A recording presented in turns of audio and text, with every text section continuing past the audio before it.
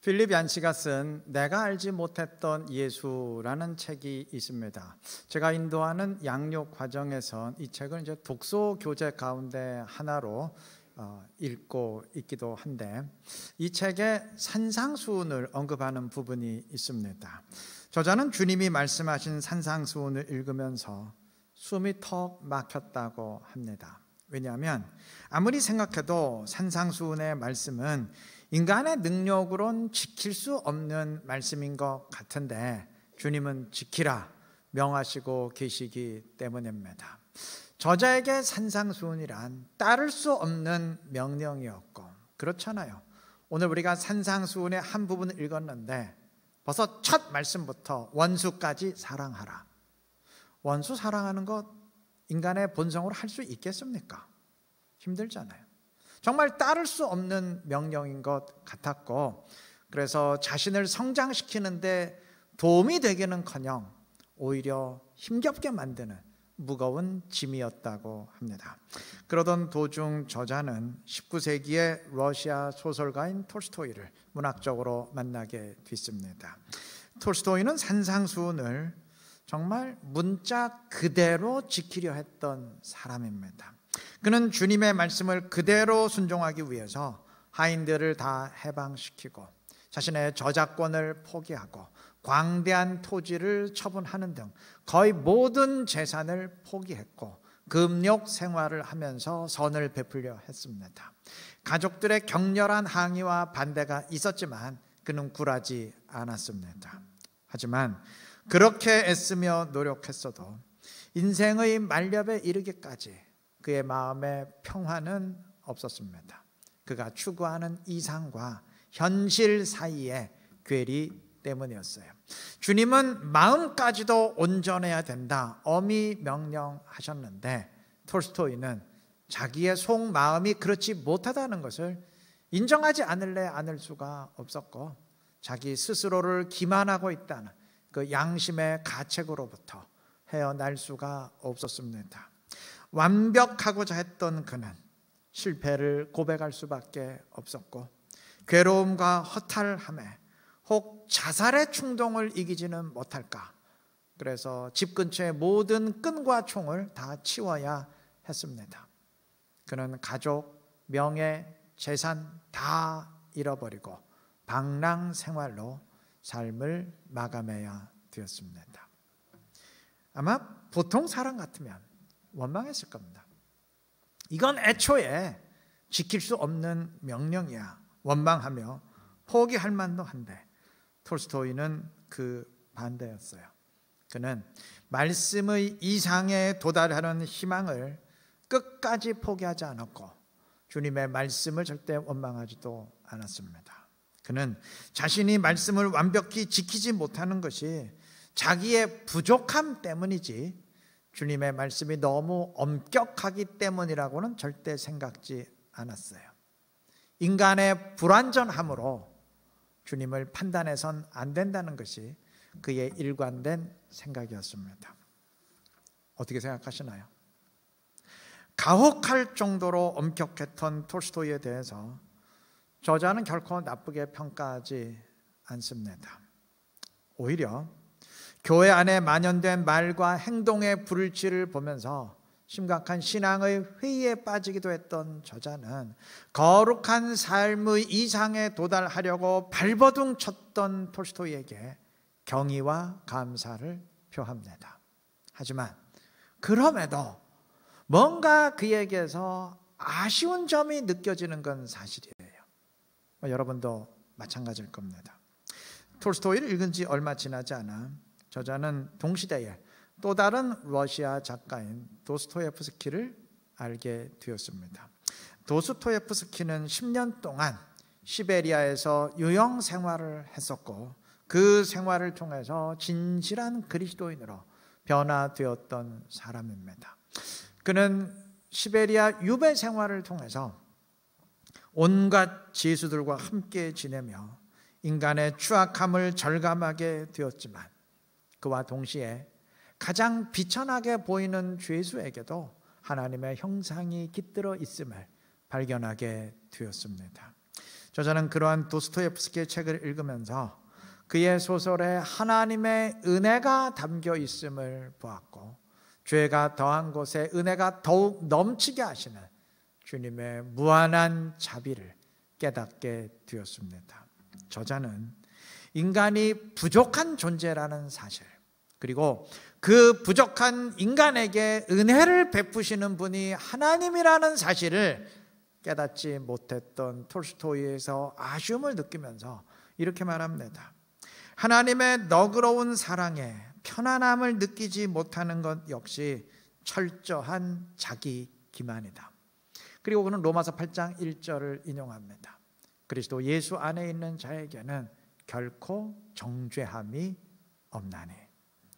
절대적인 이상과 한없는 자비로움, 이 두 가지가 두 러시아 작가로부터 저자가 배운 점이었습니다. 우리 주님은 한편으로는 완벽에 도달하라는 아주 엄격한 명령을 내리십니다. 정말 눈꼽만큼도 타협이 없으세요. 근데 그러한 주님은 또 한편으로는 원수까지 사랑하실 정도로 무한한 은혜를 베푸십니다. 산상수훈의 말씀은 저자는 은혜의 관점에서 산상수훈을 다시 보게 되었어요. 이제 그에게 산상수훈은 무거운 짐을 지우는 말씀이 아니고 하나님이 누구신지를 깨닫게 하는 말씀으로 다가왔습니다. 산상수훈은 우리로 하여금 하나님과 인간이 얼마나 다른지, 하나님과 인간이 얼마나 수준의 차이가 큰지, 하나님과 인간이 얼마나 멀리 떨어져 있는지를 깨닫게 만듭니다. 산상수훈의 말씀 앞에 인간은 그 누구라도 비참한 죄인임을 고백하지 않을 수 없어요. 그런데 그 비참함은 또한 하나님이 누구신지를 깨닫게 만듭니다. 그는 무한한 은혜를 베푸시는 분입니다. 산상수훈에 대한 저자의 생각은 이전과 똑같습니다. 그때나 지금이나 산상수훈은 인간의 능력으로는 지킬 수 없는 말씀입니다. 단 한 가지 바뀐 게 있어요. 예전에는 그 말씀이 부족한 인간에게 무거운 짐을 지우는 말씀이었다면, 이제는 그 부족한 죄인에게 은혜를 베푸시는 하나님을 깨닫게 하는 말씀이었습니다. 어떻게 생각하시나요? 주님이 인간이 상상할 수 없는 무거운 명령을 내리시고, 그러면서도 또한 인간이 상상할 수 없는 무한한 은혜를 베푸신다는 것은 믿는 사람이라면 그 누구도 부인할 수 없는 사실입니다. 인간의 본성으로 지킬 수 없는 말씀들을 통해 인간의 죄인됨을 절실히 깨닫게 되고, 그럼으로써 은혜를 베푸시는 주님을 깊이 알게 된다는 것 역시 분명한 사실입니다. 그래서 바울은 갈라디아서 3장 24절에서 율법이 우리를 그리스도께로 인도하는 초등교사가 된다고 했습니다. 율법을 통해서 그 말씀대로 순종하지 못하는 나의 죄인됨을 깨닫게 되고, 그럼으로써 그 죄 문제를 해결할 은혜의 주님께 가게 된다는 말입니다. 네, 맞아요. 주님의 엄격한 명령은 나의 죄를 깨닫게 하고 은혜의 주님을 또한 깨닫게 만듭니다. 그런데 하나 물어보겠습니다. 그게 전부입니까? 그게 전부입니까? 산상수훈의 말씀과 율법의 말씀이 나는 도저히 이 말씀대로 할 수 없는 죄인이구나, 그거 깨닫게 하기 위한 목적으로만 우리에게 주어졌다고 생각하십니까? 그걸 깨닫고 나는 은혜의 주님을 의지할 수밖에 없구나, 그 목적으로만 주어졌다고 생각하십니까? 다시 말해서 주님의 은혜가 말씀대로 하지 못하는 우리의 죄를 용서하기 위해서만 베풀어지신다고 생각하십니까?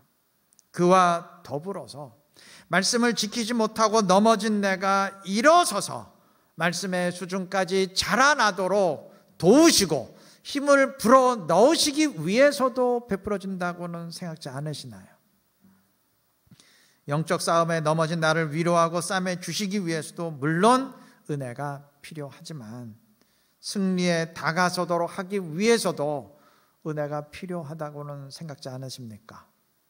만약 그렇게 생각지 않으신다면, 정말 그렇다면 율법의 요구가 이루어지도록 하신다는 말씀들과 끝까지 승리할 수 있도록 인도하신다는 그 무수한 말씀들은 우리가 어떻게 이해하면 되겠습니까?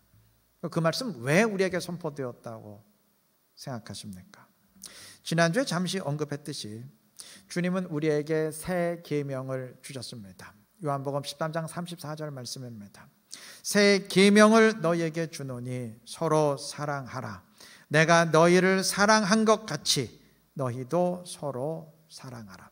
자, 사랑하라는 명령을 새 계명으로 주셨는데, 사실 사랑하라는 말씀 자체는 뭐 하등 새로운 것이 아닙니다. 새 계명이 될 수가 없어요. 왜냐하면 이미 구약 율법이 네 이웃을 네 몸처럼 사랑하라고 분명히 명령하고 있기 때문입니다. 사람을 사랑하고 위하는 규정들이 무수히 율법을 통해서 주어졌지 않습니까? 그런데도 주님이 이것을 새 계명이라 한 이유는 그 앞에 붙은 전제 조건 때문입니다. 내가 너희를 사랑한 것 같이. 그러니까 주님이 사랑한 것처럼 너도 사랑하라. 이건 구약 율법이 절대 알지 못하던 사랑입니다. 율법은 물론 이웃을 사랑하라 말씀합니다. 불쌍한 자들을 위해 나누고 베풀라 말씀합니다. 악을 행하지 말고 선한 일을 행하라 말씀합니다. 세상 사람들도 선한 양심을 통해서 그 소리 듣습니다. 그런데 주님의 사랑은 그 차원이 아니에요. 그 수준을 훌쩍 넘어섭니다. 주님은 바로 몇 시간 뒤 자신을 죽음의 자리에 넘길 가룟 유다의 발까지 씻기시며 그를 사랑하셨고, 자기를 십자가에 못 박는 자들의 죄를 용서해 달라고 간구할 정도로 원수까지 사랑하셨습니다. 아니, 그는 원수된 우리 모두를 위해 십자가에 죽으셨습니다. 이거는 율법의 수준으로는 불가능합니다. 이건 선한 양심의 수준으로는 생각할 수 없는 사랑이에요.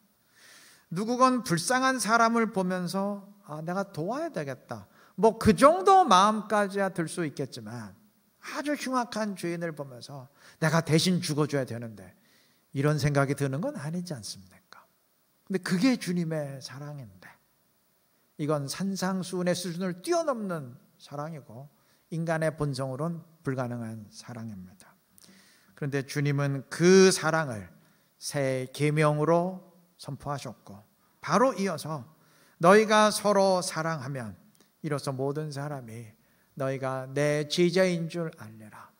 바로 그것을 제자됨의 증표로, 그리스도인의 증표로 강조하셨습니다.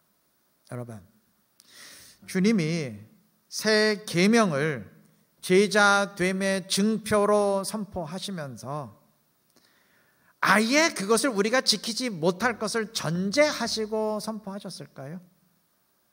이것을 통해서 나의 제자됨을 드러내라고 내가 말은 하지만 그건 그냥 하는 말이고, 말이 그렇다는 것이고, 그건 지킬 건 내가 생각 안 한다. 실제 목적은 너희로 하여금 지키라는 게 아니고, 이러한 수준 높은 명령을 통해서 너희를 절망케 만들고, 우리는 주의 말씀대로 순종할 수 없는 죄인이구나, 너희의 죄악됨을 깨닫게 만듦으로써 나의 은혜를 의지하도록 하기 위한 것이다. 그런 의도였을까요? 그런 목적이었다면 굳이 새 계명을 주실 이유가 없어요. 왜냐하면 율법으로 충분해요. 아까 언급했던 갈라디아서 3장 24절 그 말씀처럼 율법도 충분히 우리의 죄를 깨닫게 만들고 충분히 우리를 절망케 만듦으로써 그것을 해결할 은혜의 주님께 가도록 만듭니다. 그게 율법의 목적이에요. 나로 하여금 죄를 깨닫게 만듦으로 그 문제를 해결할 은혜의 하나님께 가도록 만드는 것, 그게 율법입니다. 여러분 가운데 혹시 이런 생각하시는 분 계시나요? 종종 봤어요. 구약 율법 시대는 계속 죄를 깨닫게 만드는 시대고, 그러다가 드디어 신약 시대에 주님이 오심으로써 그 죄를 해결할 은혜의 주님께 가게 되었다.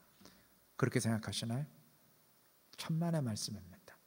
바로 그것이 구약 율법 시대의 특징입니다. 만약 그게 아니라면 그럼 구약 시대 때 그 죄 용서를 위한 제사는 왜 드렸습니까? 개인이 속죄 제사 드렸고, 그리고 민족 전체가 1년에 한 번씩 돌아오는 속죄일에 지금까지 알고 지은 죄, 또 모르고 지은 죄, 그 모든 죄를 사함받는 제사, 그 제사 왜 드렸습니까? 죄 용서의 은혜를 의지하기 위함입니다. 때문에 구약을 율법 시대라 말하고 신약을 은혜 시대라 말하는 것은 엄밀히 말하면 그건 틀린 말이에요. 온당한 구분이 아닙니다. 왜냐하면 구약 시대도 죄 용서의 은혜를 의지하는 시대이기 때문입니다. 여러분, 구약 백성들이 율법 지켜서 영생 얻고 구원 얻었다고 생각하십니까? 그럼 동일한 질문인데, 그럼 뭐 때문에 죄 용서를 의지하는 제사는 왜 드립니까? 그거 율법 지켜서 구원받으면 되지. 그들도 율법 다 못 지킨다는 걸 알아요. 그런데 우리를 용서하시고 우리가 비록 죄인이지만 사해 주시는 그 은혜를 의지하기 위해 제사 드리고, 그래서 우리가 하나님의 백성이다. 은혜를 의지했어요. 그때도 은혜를 의지했던 시대입니다. 그럼에도 굳이 우리가 신약 시대를 은혜 시대라 한다면 이 시대는 은혜를 온전케 하는 시대이기 때문입니다. 구약 시대도 은혜 시대고 지금도 은혜를 의지하는 시대인 건 똑같은데, 오늘 이 시대는 은혜가 온전해진 시대입니다. 여러분, 율법은 물론 죄를 깨닫게 만듦으로써 죄를 사해 주시는 하나님께 가도록 만듭니다. 그런데 딱 거기까지가 한계예요. 은혜는 죄를 깨닫게 만들고 은혜의 하나님을 의지하게 만드는 것, 딱 거기까지만 할 수 있어요. 죄를 딛고 일어서는, 죄를 이길 힘은, 인간의 죄의 본성을 이길 힘은 율법이 절대 불어넣지 못합니다. 지금 시대는 달라요. 지금은 주님이 죄를 이길 힘을, 죄의 본성을 이길 길을 우리에게 열어주셨습니다. 주님이 새 계명을 그리스도인의 증표로 주실 수 있는 이유가 그 때문이에요. 율법으로도 인간은 죄를 깨달을 수밖에 없는데, 이건 율법의 수준을 훨씬 넘어서는 그러한 계명을 우리에게 명하실 수 있는 이유가 바로 그 때문입니다. 주님이 길을 여셨기 때문입니다. 주님처럼 사랑하라는 것은, 그건 달리 말하면 주님처럼 하라는 말이죠. 주님처럼 되라는 말이죠. 제가 몇 주 전에 설교하면서 그 윌리엄 템플의 그 말을 인용한 적이 있어요. 이 시간에 꼭 필요하기 때문에 다시 한번 제가 인용해 보겠습니다. 나에게 햄릿이나 리어왕 같은 희곡을 주면서 그런 것을 써보라고 해봤자 소용없는 일이다.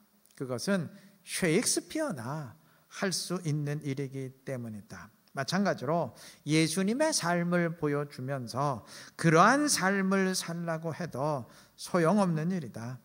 예수님은 그렇게 하실 수 있어도 나는 할 수 없기 때문이다. 하지만 만약 셰익스피어의 재능이 내게 들어와 내 안에 거한다면 나도 그러한 희곡을 쓸 수 있을 것이다. 마찬가지로 또한 예수님의 영이 내게 들어와 내 안에 거하신다면 그때는 나도 예수님처럼 살 수 있을 것이다. 우리가 어떻게 신앙생활해야 되는지를 정확하게 규정한 말이라 생각합니다. 예, 맞아요. 우리가 주님처럼 사는 방법이 딱 하나 있어요.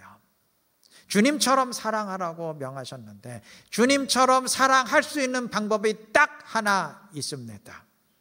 성령을 내 안에 모시고 나는 죽고 주님이 내 안에 사시도록 하면 됩니다.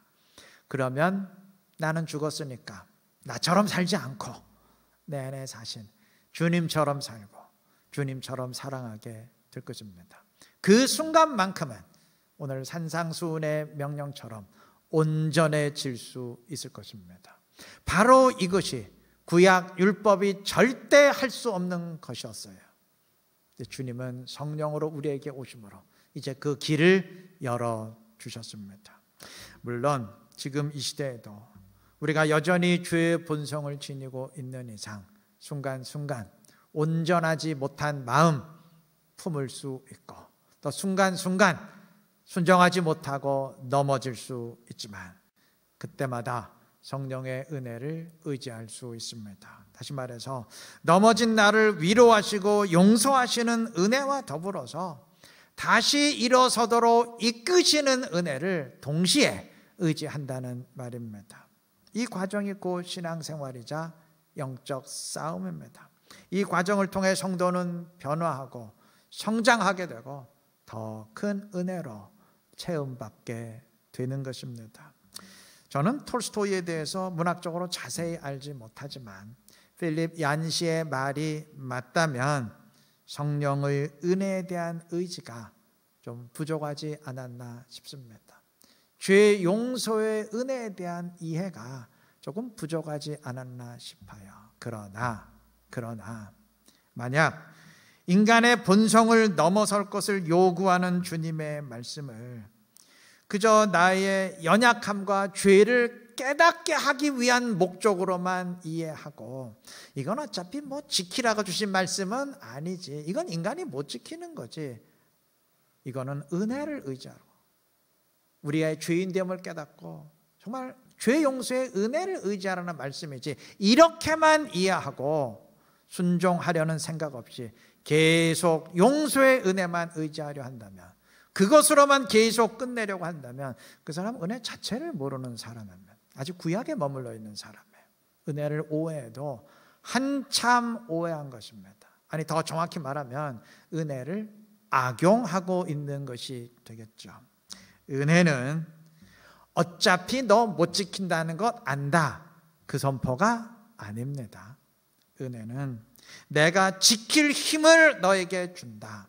단 네가 나로 충만하지 못할 땐 실패하게 될 거다. 넘어지고 불순종하게 될 거다. 그러나 걱정 마라. 그때마다 내가 죄 용서의 은혜로 채우고 그와 더불어서 다시 일어서게 만드는 은혜로 채울 것이다. 그 선포입니다. 우리가 의지해야 될 은혜는 바로 그 은혜입니다. 사도들은 이 은혜를 의지함으로 산상수훈의 수준으로 올라섰고, 스데반도 이 은혜를 의지함으로 자신을 돌로 쳐 죽이는 자들의 죄를 용서해 달라고 간구할 정도로 예수님의 수준까지 올라섰어요. 바울과 실라도 이 은혜를 의지함으로 감옥에 갇혀 채찍질을 당하면서도 감사하고 찬양할 수 있는 수준으로 올라설 수 있었던 것입니다. 여러분, 이 은혜를 의지하시기를 바랍니다. 물론 우리가 회개의 눈물을 흘려야죠. 근데 언제까지나 회개의 눈물만 흘릴 겁니까? 언제까지만 천부여 의지 없어 손 들고 옵니다. 언제까지만 용서해 주세요, 용서해 주세요, 그 수준에 머물러 있을 것입니다. 은혜는 물론 용서를 위해 베풀어졌습니다. 그러나 그와 더불어 이젠 일어서게 만들고 성장하게 만들고 이제는 죄를 이기게 만들기 위해서도 은혜는 베풀어진다는 사실을 꼭 기억하시기를 바랍니다. 은혜의 한쪽 면만 이해하지 마시고 은혜를 온전케 하신 그 성령의 은혜를 의지하고 살아가시기를 바랍니다. 그래서 은혜를 의지함으로 부단히 성장하고 변화함을 통해서 나를 향한 주님의 뜻을 이루고 주님의 더 큰 기쁨이 될 수 있는 지혜롭고 복된 우리 모두가 되시기를 바랍니다. 말씀을 맺겠습니다. 로마서 8장 29절 30절은 하나님이 우리를 미리 하시고 미리 정하시고 미리 정하신 그들을 또한 부르시고 부르신 그들을 또한 의롭다 하시고 의롭다 하신 그들을 영화롭게 하셨느니라 선포합니다. 우리가 잘 아는 구절이죠. 우리 기독교 신앙의 그 예정론의 뼈대가 되는 은혜의 구절입니다. 예, 맞아요. 하나님이 미리 하시고 예정하시고 부르시고 의롭다 하시고 영화롭게 하심으로써 그 은혜에 의해 우리가 하나님의 자녀가 되고 구원을 받게 됩니다. 우리 모두는 그 은혜를 의지하는 사람들입니다. 근데 명심하십시오. 은혜는 그게 끝이 아닙니다. 그 은혜를 선포한 뒤에 바로 이어서 로마서는 질문합니다. 누가 우리를 대적하리요? 그리고 계속 이어서 누가 고발하리요? 누가 정죄하리요? 누가 끊으리요? 반문한 뒤 이렇게 선포합니다. 8장 37절. 그러나 이 모든 일에 우리를 사랑하시는 이로 말미암아 우리가 넉넉히 이기느니라. 하나님이 미리 하시고 예정하시고 부르시고 의롭다 하신 자들을 넉넉히 이기게 하심으로써 결국 마지막 날의 영화롭게 하심에 이르게 하신다는 선포입니다. 우리는 미리 예정하시고 부르시고 의롭다 하신 그 택하심의 은혜를 물론 사모해야 되지만 그와 더불어서 넉넉히 이기게 하시는 은혜를 또한 사모해야 될 것입니다. 다시 말하면 내가 죄인임에도 부족한 죄인임에도 덮어주시고 구원해 주시는 그 죄 용서의 은혜를 의지하되 그러면서도 또한 죄의 본성을 넘어서게 하시고 죄의 본성을 이기게 하시는 그 은혜를 또한 의지해야 될 줄로 믿습니다. 죄 용서의 은혜를 의지하시되 또한 죄를 이기고 넘어서게 하는 은혜를 의지하시기를 바랍니다. 그래서 순종과 승리를 통해서 주님을 기쁘게 하며 주님의 영광 더 충만히 드러낼 수 있는 지혜롭고 신실한 우리 이루는 교회 모든 성도님들 되시길 그리스도의 이름으로 축원합니다.